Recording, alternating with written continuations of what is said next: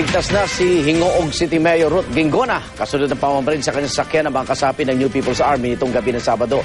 Dahil sa insidente, ginawa ng area of immediate concern ng lungsod. Darito ang report.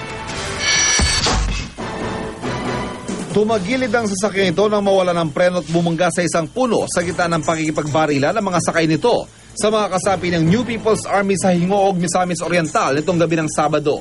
Sugatan ang lula nitong si Hingoog Mayor Ruth Gingona, asawa ni dating Vice President Jopiso Gingona Jr. at ina ni Senador TG Gingona. Dead on the spot naman ang magkapatid ng bodyguard at driver ni Mayor Gingona na sina Nestor at Bartolome Velasco. Nasa ICU naman ang isa pang police escort habang nagpapagaling na ang isa pa matapos operahan. Si Mayor Gingona ay inoperahan para matanggal ang mga shrapnel sa kanyang braso, tiyan at hita. Nasa isang ospital siya ngayon sa Cagayan de Oro City.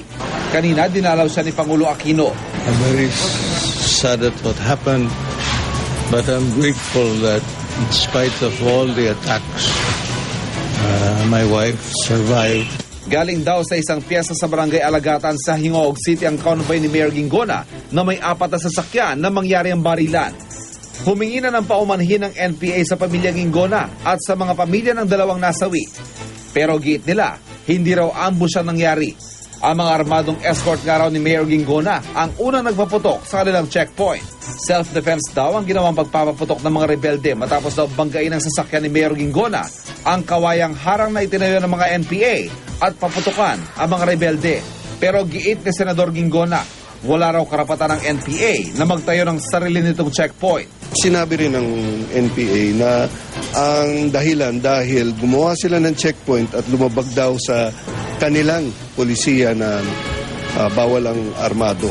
Yung mga kasamang armado ng nanay ko noon, Philippine National Police. Dahil pulis sila, may baril ang pulis, hindi ba? Hustisya naman ang hiling ng mga kaanak ng mga nasawi. Justisya naman maganda. We feel for them and we grieve for their passing away.